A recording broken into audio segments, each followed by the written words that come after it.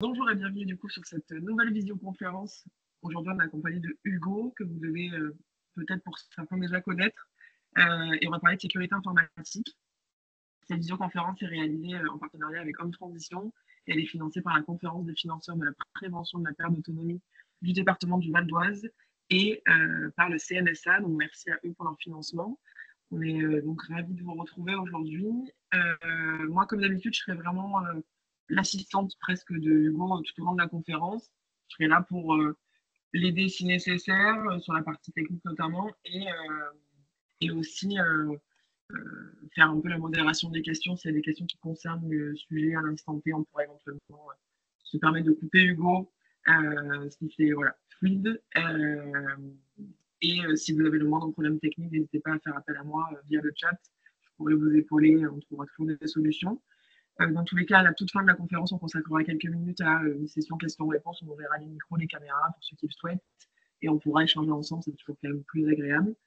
En bas de votre écran, vous avez le lien d'inscription pour les futures visioconférences. On a aussi des cours de sophrologie, des cours de yoga. Donc, n'hésitez pas à consulter le lien, à peut-être l'ouvrir maintenant et le consulter plus tard. C'est go.movadom.com/visio. Vous y retrouverez toutes les futures visioconférences qui ont été du coup planifiées. Donc n'hésitez pas à les regarder, à consulter, à les transmettre aussi à vos amis, votre famille. Voilà, je pense qu'on est prêt à commencer. Hugo, si pour toi c'est bon, on peut y aller. Tu arrives à bien passer les slides, tu arrives à prendre le contrôle sur le. Je regarde. Oui, c'est bon. Comme ça, on voit si c'est bon. Parfait. Non, moi là, tu m'as pris le contrôle sur la présentation. Je ne te vois pas passer les slides. Normalement, Là, tu as un si. petit bouton contrôler Ouais, non, en je haut. vois. Ah oui, ok, c'est bon. Ah, là, Et c'est là, bon, c'est tout bon. ok, Nickel. parfait. Tout bon. Eh ben, on peut Parfait. commencer alors. Super. Allez, merci. Allons-y. Bon, bah, bonjour à tous. Écoutez, je suis très content d'être là pour parler d'un sujet peut-être un peu moins joyeux. On va parler de sécurité informatique aujourd'hui. Alors, c'est un sujet qui est très vaste, qui semble complexe, mais en réalité, à notre niveau d'utilisation, il y a des gestes simples qu'on peut mettre en place pour pouvoir être mieux protégé. Vous allez voir bien loin des films d'espionnage ou du piratage géopolitique. Là, on va parler de concret, on va essayer en tout cas. N'hésitez pas à poser des questions potentiellement dans le chat. Si je trouve qu'elles sont contextuellement intéressantes, je me permettrai d'y répondre pour étoffer mon propos. Sinon, j'y répondrai plutôt à la fin avec l'aide de Chloé. Donc, allons-y. Alors, nous allons voir 6 thèmes que je trouve essentiels. Les mots de passe, les arnaques, les virus, les antivirus, bien entendu, le paiement sur internet et quelques sites pour potentiellement vous aider s'il vous arrive quelques déboires. Commençons par peut-être le plus important. La première chose que l'on peut faire, nous, en tant qu'utilisateurs d'internet, que ce soit avec l'ordinateur, le téléphone, la tablette, c'est d'avoir des mots de passe de grande qualité. Il faut bien imaginer que le premier risque sur internet, c'est le piratage par mot de passe. Et c'est exactement comme à la maison, ce serait d'avoir de bonnes serrures. Si je vous dis que demain, votre plus grand risque, c'est de vous faire cambrioler, que vous avez, parmi tous les risques qui est possible de la vie, ce sera plus, le plus important, eh bien, vous changerez vos serrures, très certainement, et vous en mettrez de très bonnes et plusieurs. Le mot de passe est essentiel. Comment est-ce que l'on fait un bon mot de passe? Si vous deviez retenir qu'une seule chose de ces 40 minutes, ce serait cette diapositive. Un mot de passe doit, s'il vous plaît, être long. Vous allez voir que la complexité du mot de passe, ça peut être intéressant, mais ce n'est pas ce qui va être le plus important. La taille de votre mot de passe, c'est ça qui va faire la différence entre d'autres mots de passe. Plus il est long, plus il va être complexe pour une machine de le trouver. D'accord? Ici, sur cette diapositive, vous avez un exemple. Alors attention, c'est très dur à calculer le temps qu'on met. Il existe plein de façons de craquer un mot de passe. Mais en tout cas, entre ces deux exemples, c'est flagrant. Vous avez en dessous un mot de passe de 8 caractères, d'accord, effectivement avec des chiffres et une majuscule. Mais ce mot de passe-là est extrêmement facile à trouver pour une machine, car vous avez vu qu'en fait, il est très court. Il faut savoir qu'une machine, un ordinateur de bureau, fait quelques millions d'opérations par seconde. Et donc, pour trouver des lettres de l'alphabet, même en pur désordre, Si vous avez que 8 suites logiques à trouver, c'est assez rapide. Contrairement à celui du dessus, qui est un mot de passe très long, alors je n'ai pas compté combien de caractères il y a, mais j'ai l'impression qu'il y en a plus d'une vingtaine. Là, pour le coup, une machine aurait beaucoup, beaucoup de mal, ou alors il faudrait une chance inouïe pour tomber dessus. Vous êtes extrêmement bien protégé avec de longs mots de passe. Le problème de longs mots de passe, c'est comment est-ce qu'on fait pour les retenir. Je vous donnerai une technique après. D'accord? Donc, un très long mot de passe. Il faut aussi, et ça c'est essentiel, toujours avoir des mots de passe différents et parfaitement différents. D'accord? Vous avez 2 exemples ici, là, alors c'est un peu confus peut-être la slide, il y a beaucoup de texte, mais à gauche, avec le petit pouce vers le bas, vous avez des mots de passe qui sont en fait différents, effectivement, ils sont différents. La fin qui est surlignée, qui est en rouge est différente, mais vous remarquerez que le début est toujours pareil.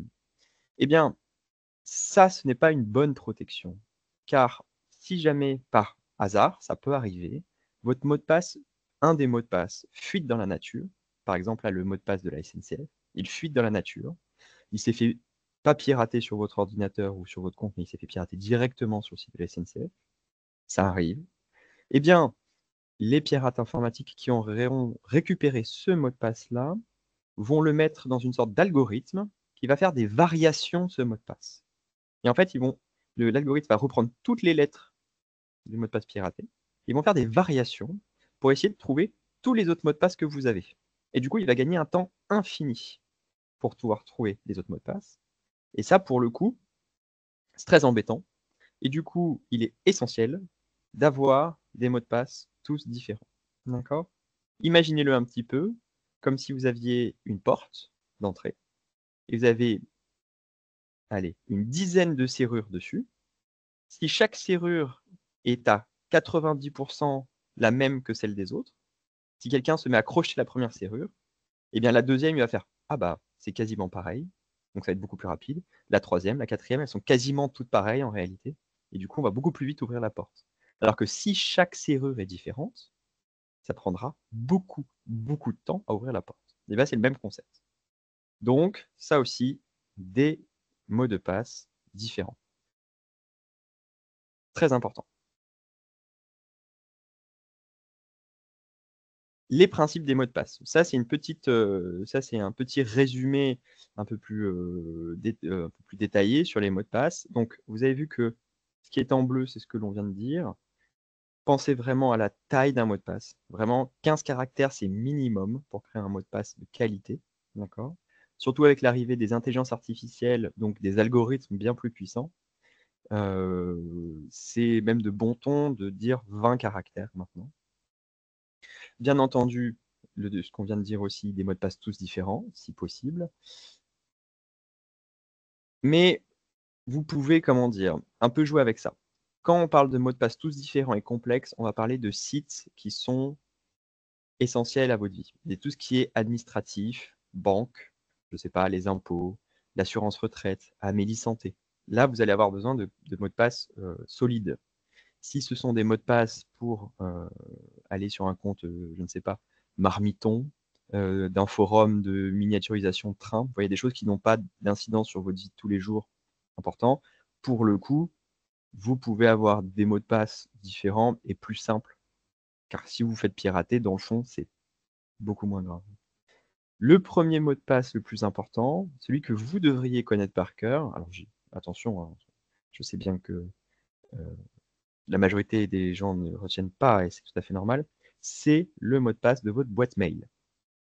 Le mot de passe de la boîte mail, c'est vraiment ce qui permet un piratage efficace, c'est-à-dire que si on rentre dans votre boîte mail grâce au mot de passe, grâce à la boîte email, on va pouvoir refaire tous les autres mots de passe qui vous appartiennent, et du coup, on est un peu bloqué. Donc, le plus important, c'est le mot de passe de la boîte email. Lui, s'il n'y en a qu'un seul qui devrait être bon, ça serait celui-ci.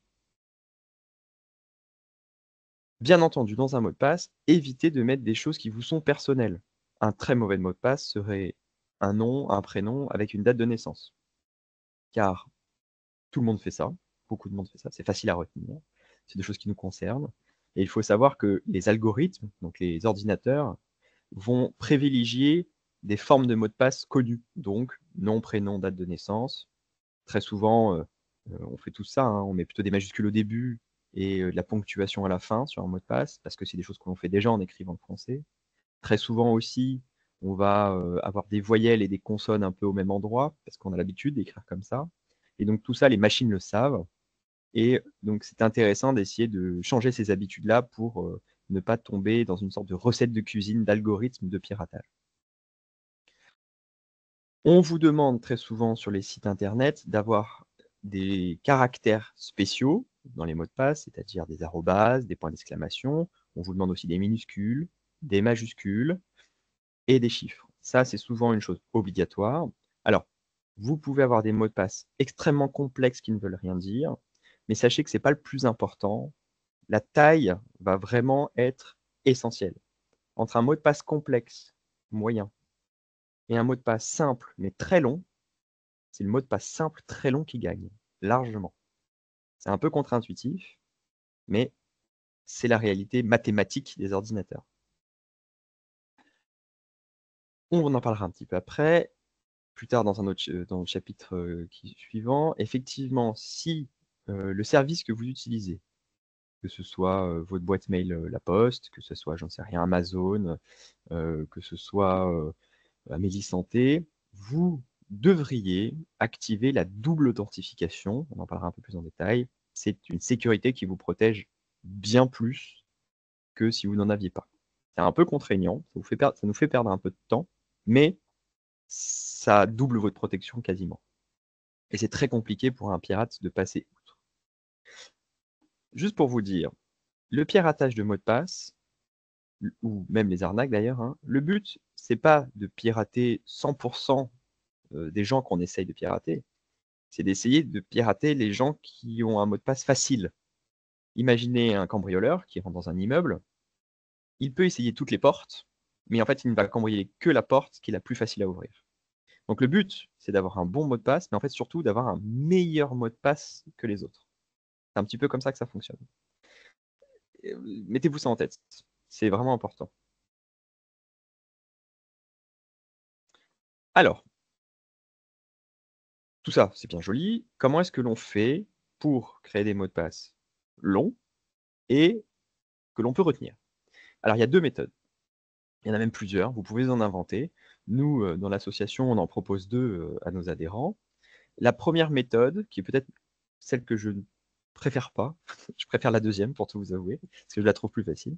La première méthode, en tout cas, vous allez prendre une phrase que vous connaissez par cœur, potentiellement une adresse postale, même si je trouve ça peut-être un peu plus compliqué. En tout cas, disons, une suite de mots que vous connaissez par cœur, et vous allez ne prendre que l'essence même de cette phrase. Vous voyez, dans le premier exemple ici, la phrase c'est le gratin dauphinois, c'est forcément sans noix, mais avec beaucoup de patates. Et vous n'allez prendre que les premières lettres de chaque mot. D'accord? Vous allez vous donner cette règle d'intervertir minuscules et majuscules. Et puis, dès que vous allez avoir un mot qui peut être mis en chiffres, comme 100, S-A-N-S ou 100 le chiffre, eh bien, vous allez le mettre. Et du coup, vous vous trouvez avec un mot de passe qui ne veut rien dire, hein, quand il écrit LGDCF, etc. Mais en même temps qui pour vous a un sens et qui est mémorisable.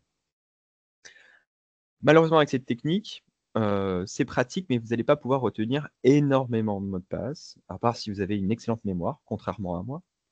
Mais peut-être que pour les essentiels, pour le mot de passe de la boîte mail, ce serait intéressant d'avoir un mot de passe de cet ordre-là. Alors, ici, c'est une phrase. Vous pouvez trouver plein d'autres choses. Un début de livre, un poème que vous connaissez par cœur, les premiers mots, je ne sais pas, de votre enfant. Ça peut être voilà, une suite de choses, mais d'être certain de s'en souvenir dans le temps. Quelque chose qui vous a marqué, quelque chose qui n'est inoubliable. Qui est inoubliable. La deuxième technique, c'est ma préférée, parce qu'elle fonctionne pour moi, c'est très subjectif. C'est la technique des objets dans une pièce. Alors, je ne sais pas si c'est une invention de notre part, mais en tout cas, je ne connais pas beaucoup de monde qui la connaît, donc gardez-la secrète. Elle est pour nous. Et comme ça, moins elle s'évente, plus on sera protégé, entre guillemets, pour pas qu'elle tombe dans un algorithme. Je vous explique la technique. Vous allez prendre une pièce chez vous, une pièce que vous connaissez bien, d'accord? Et le but du jeu, ça va être de choisir un objet qui vous tient vraiment à cœur dans cette pièce et de faire un jeu d'entonnoir. Exemple, je vais prendre une pièce chez moi et je vais prendre le salon. Alors vous voyez, c'est exactement ce qu'il y a, sur l'exemple. Je vais prendre le salon, donc je vais écrire salon. Qu'est-ce qu'il y a dans mon salon? Il y a un tableau, donc j'écris tableau. Et sur ce tableau, c'est un tableau en aquarelle, donc je vais écrire aquarelle. Que représente cette aquarelle? Ce sont des fleurs et il y en a 2 dessus. C'est un objet qui m'appartient, c'est un objet avec des souvenirs, des émotions qui vont avec. Et puisque c'est un objet physiquement quelque part chez moi, je ne peux pas me tromper de sens. Vous voyez ce que je veux dire? Je pars du plus grand, la pièce, et je vais sur le détail, le nombre de fleurs. Et cette technique-là, en fait, si vous la faites, si vous l'appliquez à votre vie, vous allez voir que le cerveau est très très bien fait pour mémoriser des espaces physiques, même des endroits que vous avez visité que quelques fois. Même des fois, ça pourrait être un lieu de vacances, vous voyez, mais vous avez des souvenirs assez forts. Le cerveau humain est très bien fait pour retenir des lieux. Et du coup, avec cette technique, vous pouvez retenir plein de mots de passe différents parce que vous n'avez pas qu'un salon. Vous avez une salle de bain, vous avez une cuisine, vous avez une chambre, très certainement. Et dans ces pièces-là, vous allez pouvoir mémoriser des mots de passe par pièce. Vous pourriez, par exemple, vous donner un mot de passe pour le site Amélie Santé. Et ce serait plutôt dans la salle de bain, là où il y aurait les médicaments, les pansements. Voyez.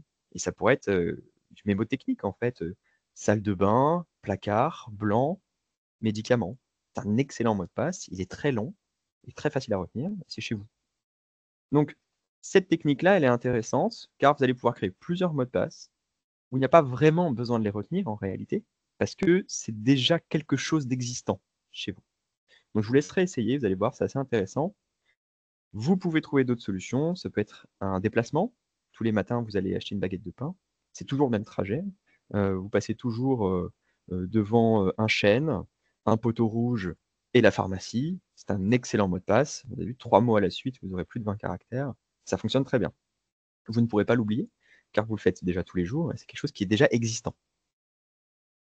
Voilà pour les mots de passe. L'authentification multifacteur, alors c'est un grand concept pour, des choses que vous faites sûrement déjà. Qu'est-ce que c'est? C'est le fait d'avoir un mot de passe écrit qui est relié à très souvent une machine, donc un téléphone. En gros, qu'est-ce que ça veut dire? C'est que quand vous allez essayer de vous connecter sur un site internet, de payer un produit en ligne, on va vérifier que c'est bien vous. Vous avez déjà mis votre mot de passe. Vous avez déjà mis votre identifiant, votre adresse email par exemple, mais on va vous envoyer très souvent un numéro unique sur votre téléphone ou sur votre email pour vérifier que c'est bien vous. L'authentification multifacteur, c'est excellent pour la sécurité, car demain, même si quelqu'un connaît votre mot de passe et s'il va vouloir payer un produit, j'en sais rien, sur Amazon par exemple, eh bien, s'il n'a pas volé votre téléphone, il ne recevra pas le mot de passe unique et du coup, il sera bloqué. Et c'est un conseil fort, que je vous fais, c'est si vous en avez l'occasion, c'est d'activer cette authentification. Alors la question de: «Où est-ce que je fais ça?» et bien alors là, j'ai pas de réponse exacte, ça dépend des services et des sites internet. Très souvent d'ailleurs, les sites vous les proposent une première fois au début, souvent on dit non, heu, mais c'est tout à fait possible en allant dans les paramètres ou en allant dans le compte, de retrouver cette possibilité et de l'activer. Alors, bien entendu, vous allez perdre du temps, car à chaque fois que vous allez vouloir vous connecter, vous allez devoir faire cet aller-retour entre votre téléphone, par exemple, ou votre boîte mail et retaper les chiffres. Dernièrement, par exemple, Amélie Santé le met en place. Vous allez recevoir régulièrement, tous les 6 mois, un code unique pour bien vérifier que c'est vous. Et parce qu'ils ont eu des gros problèmes de sécurité. C'est pour ça. Parce qu'ils ont une grosse fuite. Donc, c'est des choses qui vont de toute façon être de plus en plus communes. Et je pense que même il y aura très certainement un moment où ce sera presque obligatoire, surtout avec les intelligences artificielles. Vous allez avoir besoin de vous identifier autrement que simplement avec un mot de passe. Alors, il existe les téléphones avec, en recevant un SMS ou un mail, Vous avez plein d'autres types d'authentification qui existent, qu'on utilise moins nous en tant que particulier, mais vous avez les empreintes digitales. Vous avez aussi ce qu'on appelle la reconnaissance faciale. Vous avez même la reconnaissance de voix, alors qui est peu utilisée.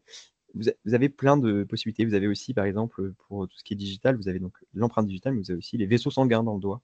Certains téléphones le font. Vous avez une lumière et ça photographie vos vaisseaux sanguins et ça, pour le coup, c'est unique. Donc voilà, il y a plein de méthodes qui sont possibles. Je vous encourage à regarder. C'est du boulot, mais au moins on a l'esprit tranquille. En termes de sécurité, de ce que vous pouvez faire, ça, les mots de passe, c'est vraiment là où vous êtes maître de ce que comment vous pouvez vous protéger. D'accord? Vous pouvez le faire. Alors, on ne fait pas tout d'un coup. Si jamais vous vous rendez compte que vous avez plutôt des mauvais mots de passe, ce qui normalement est le cas de tout le monde, ne vous inquiétez pas, c'est bien normal. Eh bien, petit à petit, quand on se connecte sur un site, on fait: «Ah oui, c'est vrai qu'effectivement, mon prénom, ma date de naissance, c'est pas une bonne idée.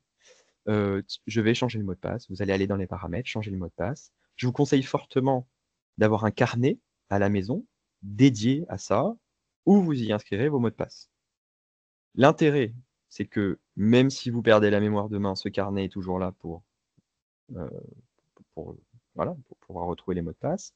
Je vous conseille aussi de partager, l'emplacement de ce carnet avec quelqu'un de confiance, heu un époux, une épouse, je sais pas, des enfants. Car si jamais demain, par malheur, je ne vous le souhaite pas, mais, vous finissez, j'en sais rien, à l'hôpital avec une jambe cassée et que vous avez quand même besoin de faire de l'administratif, quelqu'un pourra retrouver ce carnet et soit vous aider, soit vous l'amener et saura où il est. D'accord? Donc on partage avec quelques personnes, l'emplacement de ce carnet avec tous les mots de passe parfaitement écrits, d'accord? Majuscules, minuscules, tout est, clair. Vous en trouvez même dans le commerce maintenant, de ces carnets. La deuxième arnaque, la deuxième chose qui peut nous arriver sur internet et qui est peut-être, la plus dangereuse. Parce que les mots de passe, pour le coup, une fois qu'on a bien fait nos mots de passe, bon bah voilà, hein, c'est le destin, est-ce qu'on se fait pirater ou pas? Mais on sera plus protégé. Là où c'est plus compliqué, ça va être les arnaques. Pour le coup, les arnaques, eh bien, il n'y a pas d'outils concrets à mettre en place. Ça sera plutôt la connaissance du fonctionnement des arnaques. C'est un petit peu ce qu'on va voir aujourd'hui. Il y a, on va parler des 6 leviers des arnaques en ligne. Vous allez voir qu'en fait, il y en a une qui est essentielle, c'est la première. C'est ça qui va vous mettre tout de suite normalement la puce à l'oreille. Ça va être l'urgence d'une situation. Une bonne arnaque, un bon arnaqueur n'a pas de connaissances spécialement en informatique. C'est pas un pirate informatique, d'accord? Un pirate informatique, c'est quelqu'un qui est passionné, c'est quelqu'un qui a fait, peut-être des grandes études et qui a fait le choix à un moment, de faire quelque chose d'illégal, alors qu'il pourrait très bien travailler dans une entreprise de sécurité, il gagnerait plutôt confortablement sa vie. En fait, un pirate informatique s'en fiche un petit peu de nous, d'accord? Lui, il va créer des programmes pour essayer de faire du piratage de masse de mots de passe, ou il va travailler pour des groupes ou pour des pays, mais nous, le particulier, ça ne l'intéresse pas énormément. D'ailleurs, petite anecdote, vous savez qu'on parle souvent de piratage vous savez, de la webcam qui est sur notre ordinateur et souvent, vous avez des gens qui mettent un petit papier dessus. Ils ont peur de se faire pirater. Alors, sachez que c'est possible, on peut pirater une webcam. Je ne sais plus si c'est le FBI ou la CIA avait estimé le coût le coût pour pouvoir pirater une webcam en termes de temps humain. Ça coûte 15 000 de pirater une webcam. C'est en termes de temps que ça prend, de complexité, de tout ce que vous voulez. Donc vous vous rendez compte que c'est possible, mais est-ce que quelqu'un va dépenser cette énergie, ce temps, pour peut-être vous voir passer torse nu dans votre cuisine et faire quoi avec? Enfin, vous voyez, le coût, le temps passé ne vaut pas par rapport à ce qu'il pourrait en gagner. Donc, si vous voulez vous faire de l'argent entre guillemets «facilement», sans connaissance informatique, on fait des arnaques. Comment est-ce qu'on fait une bonne arnaque? Parce que c'est ça qui est intéressant. Si vous savez faire une bonne arnaque, vous savez bien les déjouer. L'urgence. Il ne faut pas laisser le temps à la personne de réfléchir. C'est essentiel. Vous avez 24 heures pour régler cette facture. Attention, dans 3 heures, je vais vous couper votre ligne téléphonique parce qu'on va faire des travaux. Rappelez ce numéro-là. Vous avez un virus sur l'ordinateur. Attention, appelez ce numéro tout de suite, sinon vous allez avoir de graves problèmes. Le but, c'est de créer une émotion forte pour ne pas vous laisser le temps de réfléchir et d'agir tout de suite. On dit toujours la nuit porte conseil. Eh ben, faites un petit peu ça dès que vous avez un doute. Passez au moins 24 heures à vous poser la question si c'est vrai ou pas. Mais si vous posez déjà la question, souvent c'est une arnaque. Donc, dès que vous allez voir dans un email, un SMS, un appel téléphonique ou même dans la vraie vie, quelqu'un qui va vous presser pour quelque chose, qui va vous donner une date courte, c'est une arnaque. Dans la vraie vie, si vous n'avez pas payé votre loyer, si vous n'avez pas payé votre facture d'électricité, vous allez avoir des lettres de relance, vous allez avoir des courriers, ça va prendre des mois, des semestres entiers avant qu'il se passe quelque chose. D'accord? Deuxième chose aussi, ça va être bien sûr la pression d'autorité, la gendarmerie qui va vous appeler, la banque qui va vous dire qu'il faut faire quelque chose, votre carte vitale qui n'est plus à jour, vous voyez? Cette impression que c'est l'État, cette puissance qui nous oblige à faire quelque chose. Là aussi, très souvent, le ton employé par les administrations est neutre. Il n'y a pas de pression, de temporalité dedans. Très souvent, on vous demande d'aller vous connecter sur votre compte. Vous avez aussi la responsabilité, votre responsabilité qui va être mise en place. Par exemple, une arnaque que j'ai eue il n'y a pas longtemps, je vous appelle au téléphone, bonjour, est-ce que vous êtes client chez Orange? Et puis, j'ai eu de la chance, vous êtes client chez Orange. Et je fais, bon, bah, bonjour monsieur, demain matin, nous allons faire des travaux dans votre rue, nous allons couper toutes les lignes téléphoniques. Pour ne pas faire d'erreur, s'il vous plaît, serait-il possible que vous appeliez ce numéro demain matin? Et je vais vous donner un numéro de téléphone. C'est votre responsabilité donc d'appeler ce numéro pour continuer à avoir votre ligne téléphonique et que nous ne nous trompons pas dans les travaux. En fait, en réalité, c'est tout à fait faux. Je ne travaille pas du tout pour Orange. Il n'y aura pas du tout de travaux. Par contre, le numéro que je vous ai donné, c'est un numéro payant. Et ce numéro, vous allez le laisser tourner pendant 2, 3, 4 heures et vous allez avoir une facture phénoménale à la fin du mois et vous serez fait arnaquer. Donc, ouais, là aussi, on est dans quelque chose où, comment est-ce que l'on vérifie ça? Eh bien, on raccroche, on rappelle Orange, on pose plus de questions à la personne, on se doute que quand même c'est un peu étrange que ça soit à nous de faire cette opération, etc. Bien sûr, la crainte et la peur, c'est le quatrième axe, de vous faire une émotion forte, hein, grosso modo, c'est ça. De vous faire peur sur quelque chose qui fait peur. Les impôts, déclarer ses impôts, ça fait peur à tout le monde, alors que même si vous vous trompez de 5 euros, il ne se passera rien. C'est vrai qu'on a toujours cette impression qu'il peut y avoir des failles ou des problèmes. La fierté aussi, ça c'est un moteur peut-être qu'on connaît un peu moins, mais qui marche très bien, plus pour les jeunes. Hem, Vous êtes sur un site de rencontre et quelqu'un, fait ce qu'on appelle du love bombing, c'est-à-dire vous dit que vous êtes super, exceptionnel et puis vous tombez amoureux et puis vous comprenez qu'en fait c'est une personne qui vit plus loin et puis vous lui donnez, de l'argent pour prendre le train ou l'avion et puis cette personne ne vient jamais et en fait c'était que du faux, vous voyez? Et donc c'est notre ego qui est mis, un peu sur un piédestal, qui va nous faire des actions inconsidérées. Souvent c'est, bah, de l'argent, hein, majoritairement. Et bien sûr, il y a la confiance, ça vous l'avez peut-être déjà eu aussi. Recevoir un SMS de vos enfants, vos petits-enfants qui vous dit, «J'ai changé de numéro, peux-tu, cliquer sur ce lien internet?» sur WhatsApp par exemple. Ou recevoir un mail d'un cousin ou d'un oncle qui vous dit qu'il est à l'hôpital et qu'il s'est cassé la jambe. Faut le dire à personne, hein, parce que, c'était secret. Mais est-ce que c'est possible de le dépanner de 400 €? Voilà. Et donc relation de confiance en fait en réalité qui n'existe pas. C'est des gens qui se sont fait pirater leur boîte mail parce qu'ils avaient un mauvais mot de passe et du coup, les arnaques se mettent en place. Comment est-ce que, on détecte ça? Et ben, il faut juste être vigilant, penser vraiment à l'urgence. C'est peut-être le plus important. Ici, vous avez un exemple classique, crainte, par exemple, sur cette lettre que beaucoup de monde a reçue, vous recevez cet email et on vous dit que vous avez consulté la pornographie, la pédophilie, l'exhibitionnisme, bon, tout ce qui est possible, répréhensible par l'État. Bien entendu, vous avez une pression d'autorité parce que c'est la gendarmerie, qui vous envoie ce mail, ce qui est complètement fou. Il viendrait chez vous, je pense, tout de suite et vous avez une urgence. Vous avez, je sais pas, j'ai un peu de mal à lire, mais rapidement, vous avez 48 heures, voilà. Vous avez 48 heures pour, renvoyer un mail. Bon, voilà, ouais, vous avez tous les artifices qui sont en place dans cette lettre. C'est, assez facile pour le coup là, à débusquer. Sur le deuxième, c'est un peu plus compliqué. Alors là, ça serait EDF, j'ai changé un peu le nom. Mais donc EDF, c'est tout à fait voilà, c'est une institution, donc on a confiance, on connaît EDF et on vous fait peur. Voilà, suite à un refus de votre banque, lors d'un prélèvement bancaire. Donc déjà, c'est notre faute. Enfin, c'est la banque, mais c'est notre faute. Et du coup, nous avons combien de temps? J'ai du mal à lire aussi, mais 48 heures aussi, voilà, pour régler la situation, pour payer EDF, parce que sinon, on n'aura plus de compte EDF. Donc, vous voyez, là aussi, il y a 3 artifices qui sont mis en place. Assez facile à débusquer, mais là, pour le coup, ça devient peut-être un peu plus compliqué. Vous avez vu, le mail, il est plus simple, il a une forme un peu officielle, il n'y a pas de faute spécialement. Enfin, j'ai pas bien regardé, mais voilà, donc c'est plus compliqué. Passons aux emails rapidement. Les emails d'arnaque, vous en recevez tous, on en reçoit tous, d'accord? Il y a énormément de spam. Je crois qu'il y a plus d'indésirables, de messages indésirables que de vrais mails, d'accord, sur Internet. Comment est-ce que l'on fait pour savoir si c'est un bon ou un mauvais mail? Alors, premièrement, tout ce qu'on vient de dire avant s'applique. L'urgence, tout ce qui est arnaque.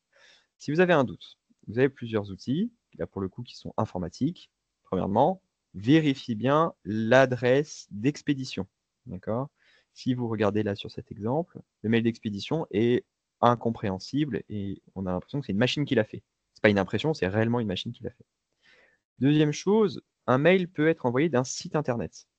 Si vous regardez bien aussi par quel site internet ce mail a été envoyé, vous avez vu que là c'est bricole.wowwater.com. C'est pas du tout GLS comme c'est censé être l'être sur le mail. Donc déjà il y a ça ne correspond pas. Donc déjà c'est qu'on nous ment. Et la dernière petite astuce que vous pouvez essayer, alors elle est pratique, c'est de passer la souris sur un lien internet dans le mail. Et en passant la souris, sans cliquer, vous allez avoir tout en bas à gauche de votre écran le lien internet, l'adresse internet sur laquelle vous allez aller. Donc, si quand vous passez la souris sur ce lien et que en fait, en réalité, vous lisez un lien différent qui n'a rien à voir avec ce qu'on vous propose, c'est que déjà on vous ment et qu'on va vous faire rentrer dans un tunnel de mensonges pour vous faire croire à une histoire qui est fausse. Le but du jeu, c'est de vous faire sortir votre carte bancaire. Sachez qu'un mail comme ça, quand vous le recevez, c'est absolument pas grave. Même si vous cliquez dessus, c'est absolument pas grave. D'accord? Le moment qui est grave, c'est quand vous vous levez et que vous allez prendre votre carte bleue dans votre manteau. Là, c'est un peu embêtant, c'est un moment de vous poser la question. Continuons. Petit aparté. Ça aussi, je ne savais pas vraiment dans quelle catégorie le mettre, mais ça arrive très souvent. En cours, j'en ai beaucoup de gens qui ont ça. L'écran qui se fige quand on navigue sur Internet. L'écran qui se fige, ce n'est pas un virus, ce n'est pas une arnaque. C'est souvent quand on a cliqué sur une pub et c'était une pub un peu, voilà, c'est pas illégal vraiment, mais c'est une pub qui a été mal codée pour que la page Internet, en fait, elle se recharge très vite tout le temps et qu'on ne puisse pas la quitter. Et vous faites dire ce que vous voulez à une page Internet. Et là, pour le coup, le plus intéressant pour arnaquer les gens, c'est de leur faire croire qu'on est Microsoft, qu'on est Google, ce que vous voulez, une grande institution, et on vous dit attention, vous avez un virus. Appelez-nous vite à ce numéro. L'appel, c'est une arnaque. Vous allez tomber sur des centrales d'arnaque, grosso modo, hein, qui vont vous faire payer des logiciels dont vous n'avez pas besoin, entre 300 et 400 euros. Vous allez donner la main à la personne sur votre ordinateur. Il va pouvoir aller sur votre ordinateur et là, pour le coup, il fait ce qu'il veut. Et du coup, là, vous allez plonger dans un tunnel de mensonges. Quand on a une page internet qui se bloque, qui souvent est très anxiogène, il y a du son, il y a des trucs rouges qui clignotent. Là, j'en ai mis une qui est plutôt soft, mais ça peut être très anxiogène. Dites-vous juste, c'est une arnaque. C'est faux. Vous pouvez tout à fait éteindre l'ordinateur et le rallumer en restant appuyé sur le bouton power de votre ordinateur. Si vraiment il ne veut pas s'éteindre, vous pouvez le débrancher et le rebrancher. La machine, elle ne va pas exploser, hein. C'est pas très bon, mais si vous le faites de temps en temps, c'est pas très grave. Donc, vous allez redémarrer l'ordinateur. Très certainement que votre navigateur Internet va réouvrir une page d'accueil et vous aurez donc plus cet embêtement. Ça ne risque rien. Ce qui risque, c'est que le risque de téléphoner au numéro qu'on vous donne. Ne le faites pas et vous n'aurez pas de problème. Rapidement, parce que je vois que le temps court déjà.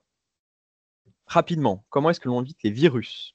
Même s'il y en a de moins en moins, en fait, on s'en rend pas compte, mais les virus, c'était vraiment un truc des années 2000. Maintenant, le grand jeu, c'est les arnaques, en fait. D'accord? Les virus, comment est-ce qu'on les évite? Eh ben, en faisant des choses communes. Si on pirate des logiciels, on vous donne des logiciels qui sont censés être payants mais qui en fait sont gratuits, bah, on ne sait pas trop ce qu'il y a dedans en fait. Si vous téléchargez illégalement de la musique, des vidéos, bah, là aussi en fait, il n'y a aucune autorité compétente qui a vérifié avant puisque c'est illégal. Et donc, bah, c'est un peu au petit bonheur la chance. Vous pourriez très bien télécharger des virus sans le savoir et les installer sans le savoir. Pareil pour tout ce qui est email. Ouvrir un email, même un email d'arnaque ou un email de pirate informatique, juste ouvrir l'email, c'est pas bien grave. Ce qui est plutôt embêtant, ça va être de télécharger la pièce jointe, le document, le fichier qui va avec. Là, pour le coup, ça vient sur votre ordinateur et vous pourriez ne pas être assez bien protégé. Et pour le coup, avoir un virus. Donc, si on ne connaît pas l'expéditeur, on ne télécharge pas la pièce jointe. Comme d'habitude, quand on est sur Internet, si vous avez ce qu'on appelle des pop-ups, c'est des fenêtres qui apparaissent un petit peu de façon énergique, qui vous proposent de télécharger, installer des logiciels, même des antivirus, des choses qu'on ne connaît pas très bien. Alors ça, attention, c'est ordinateur, téléphone. Pareil, on ne connaît pas, on ne télécharge pas. En ce qui concerne les antivirus sur l'ordinateur, grosso modo, ce qui est dit maintenant par à peu près tous les experts en sécurité, vous, si vous êtes sur un ordinateur Mac ou si vous êtes sur un ordinateur Windows, d'accord, donc Windows 10, Windows 11, vous n'avez pas besoin de télécharger un antivirus supplémentaire. Vous n'avez pas besoin d'Avast, vous n'avez pas besoin de Norton Security, vous n'avez pas besoin de Kaspersky, je ne sais pas, il en existe beaucoup. Votre ordinateur contient déjà un antivirus qui est excellent, qui s'appelle Windows Defender, avec un excellent pare-feu. Vous serez parfaitement protégé pour ce que vous faites dans la vie quotidienne. D'accord? Si vous téléchargez un antivirus supplémentaire, deux possibilités. Soit vous l'avez payé, alors ça marche très bien, hein, mais disons que vous aviez déjà la même version gratuite sur votre ordinateur, donc vous allez payer pour rien, ce qui peut être dommage. Ou si vous avez une version gratuite, ça marche aussi, mais ça va tous les jours vous faire des publicités et vous faire peur pour vous dire qu'il faut acheter la version payante. Vous n'en avez pas besoin. Gardez votre ordinateur comme il est, avec des mises à jour, suivez les mises à jour qu'on vous demande et tout ira bien. Vous serez très bien protégé. C'est exactement ce que je viens de dire. Voilà. Ne téléchargez pas d'antivirus gratuit, vous n'en avez pas besoin. Pourquoi d'ailleurs ça reste dans les mœurs? Car il y a quelques dizaines d'années, Windows avait un très mauvais antivirus et effectivement, c'était conseillé d'avoir un antivirus supplémentaire qui prend le relais. Maintenant, c'est plus le cas. Ils ont fait beaucoup d'efforts depuis 5 ans. Ils sont bien meilleurs que les autres d'ailleurs. Et du coup, ça a bien changé. Donc, laissez votre ordinateur tranquille. Les mises à jour sont quelque chose d'essentiel aussi. Vous avez besoin, pour avoir un bon antivirus, de faire des mises à jour. D'accord? Les mises à jour, c'est pas drôle, que ce soit sur téléphone ou sur ordinateur, car les mises à jour, ça va changer un petit peu votre ordinateur, la façon de l'utiliser. Mais vous n'avez pas vraiment le choix, car en fait, il va faire des corrections de sécurité. Il faut bien imaginer que tous les jours, il y a des pirates qui essayent de trouver des failles. D'accord? Et tous les jours, ils en trouvent. Et tous les jours, Windows, macOS, etc., même Android, découvrent aussi ces failles et les colmatent. Et du coup, les mises à jour servent à colmater ces failles. C'est un jeu du chat et de la souris qui. Voilà. Donc, il faut bien faire ces mises à jour. Pas besoin de le faire tout le temps. Faites-les que quand on vous le demande. Si vous avez besoin de vérifier qu'il n'y a pas de logiciel malveillant. Donc, entre virus et logiciel malveillant, c'est vrai que la différence est un peu obscure. Dites-vous que c'est un petit peu la même chose. Un logiciel malveillant, c'est un logiciel que vous avez téléchargé, que vous avez installé sur l'ordinateur. Donc, souvent, c'est nous qui ouvrons la porte de l'ordinateur et qui vient s'installer. Alors, des fois, c'est embêtant. Des fois, on ne le voit même pas. C'est des petites choses. Des fois, c'est juste des pubs, des choses qui viennent nous embêter. En tout cas, pour vérifier que tout va bien, que vous n'en avez pas sur l'ordinateur, il est tout à fait possible de télécharger un logiciel qui est gratuit, en tout cas dans sa version d'essai, qui s'appelle Malwarebytes. Alors, je vous ai mis l'adresse internet exacte, qui fait aussi un deuxième logiciel pour les publicités sur votre navigateur, enfin internet, toujours sur le même site, malwarebytes.com. Attention, c'est un produit qui est gratuit d'un côté, mais il est aussi payant si vous voulez plus de fonctionnalités. Ce que je vous conseille, si jamais vous voulez l'essayer, vous le téléchargez, vous l'installez, vous le faites tourner, ça marche très très bien, d'accord? Il va analyser votre ordinateur pour vérifier que vous n'avez pas de ce qu'on appelle de logiciels malveillants, de malware. Et une fois que vous avez rien, ou vous en avez, eh bien, et qu'il a fait son travail, vous pouvez le désinstaller. Et comme ça, il ne vous embêtera pas. Et c'est très bien, vous faites ça 1 fois par an, largement suffisant. Allez, 1 fois tous les 6 mois si vous avez envie, si vous remarquez qu'il est un peu lent. Et voilà, ni plus ni moins. Imaginez que c'est comme aller faire un scanner ou un IRM de temps en temps à l'hôpital. C'est un truc qui est un peu lourd. Vous faites de temps en temps, bah, c'est très bien. En plus, là, c'est large. La deuxième chose l'autre chose qu'il faut faire attention, c'est tout ce qui est paiement internet. Je vais aussi essayer d'avancer dessus. Les paiements internet, en fait, c'est un petit peu comme payer dans la vraie vie.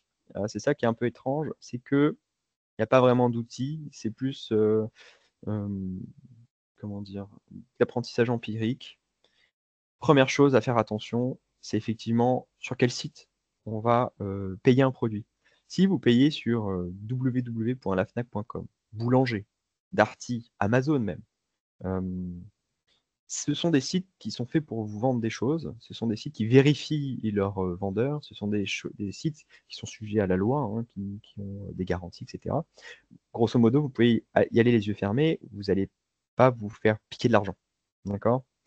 Comme dans la vraie vie, si vous entrez dans un magasin ultra connu, vous n'allez pas vous faire arnaquer en fait.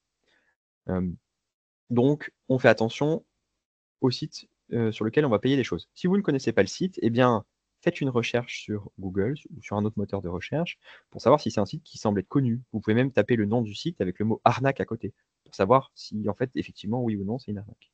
Voilà. La deuxième chose aussi, oui, bah, c'est ça, ce que je viens de dire, pardon, ça explicitait un peu ce que je viens de dire. Donc prenez des sites plutôt reconnus. Maintenant, il y en a plein de toute façon et qui font bien le boulot, quoi. Donc normalement, si vous ne payez pas sur des sites inconnus, tout devrait bien se passer. Toujours pareil, hein, c'est un peu dans le même, comme dans la vraie vie. Si on vous propose un produit qui coûte très peu cher par rapport à ce que ça devrait coûter, c'est pas parce que c'est internet que c'est possible. C'est un peu une légende. Alors oui, des fois, c'est un peu moins cher, surtout si vous commandez directement ou dans le pays de fabrication, très souvent l'Asie. Mais attention parce que des fois, en fait, c'est que c'est pas bien explicite dans la description. Je sais pas, vous trouvez une table de salon en bois massif à 5 €, exceptionnel. En fait, vous allez effectivement recevoir cette table de salon en bois massif, sauf qu'elle fera 5 centimètres. C'était une maquette. En fait, on vous a pas vraiment menti, on vous a arnaqué, pas vraiment. Est-ce que c'est vous qui avez pas bien lu la description? Il y avait marqué 10 sur 10 centimètres. Ouais, donc c'est un peu voilà. Donc faites attention. Si le prix est très bas, c'est qu'il y a anguille sous roche. Bien entendu, c'est déconseillé fortement, même s'il y a moins de risques que ce qu'on pense, mais n'enregistrez pas vos numéros de carte bancaire sur les sites internet ou les applications sur lesquelles vous payez. Alors oui, il faut le refaire à chaque fois.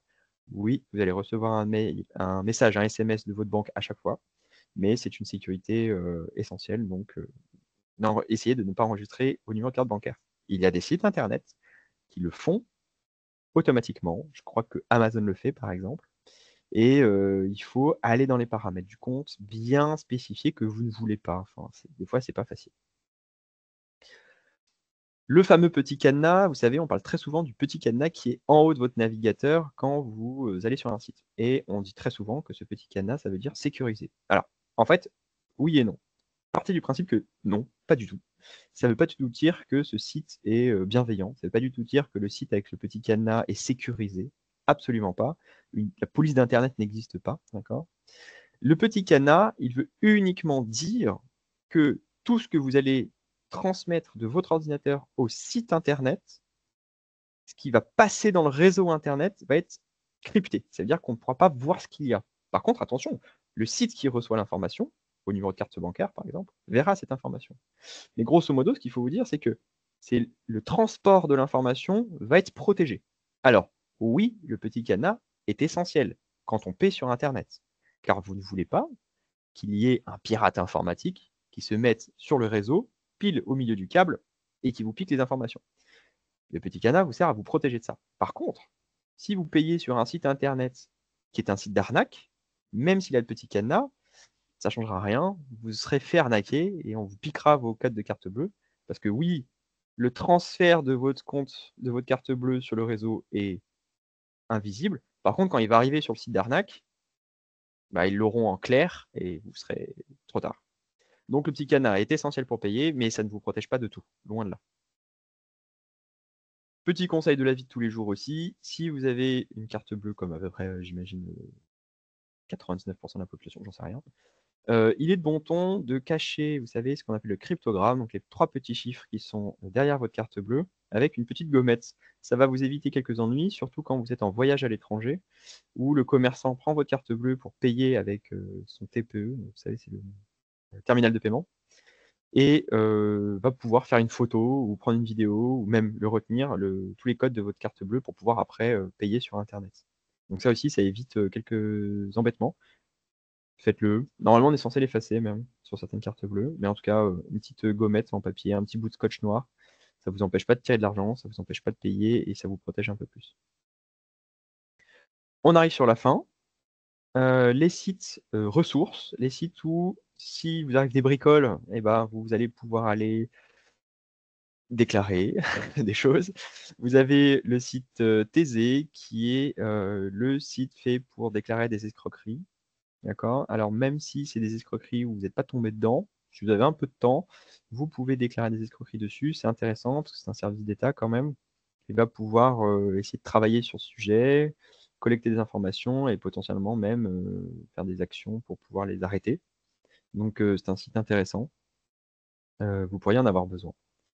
Vous avez aussi, si vous avez un doute, vous avez un email, un SMS, même un coup de fil de quelqu'un qui vous... Voilà, il y a quelque chose qui ne va pas. Vous n'êtes pas sûr. Vous pouvez tout à fait appeler ce numéro de téléphone. C'est un service d'État aussi, c'est gratuit, d'accord? Alors c'est en journée, hein, c'est de 9h à 18h30. Et c'est des personnes, alors, j'allais dire comme moi, je ne sais pas, mais en tout cas qui sont au téléphone et qui vont pouvoir vous aider à éclaircir vos questions. Est-ce que oui ou non, ce mail est une escroquerie? Est-ce que oui ou non, cette personne qui m'a appelé m'a proposé ça, c'est une escroquerie ou pas? Et donc c'est intéressant d'avoir un deuxième regard.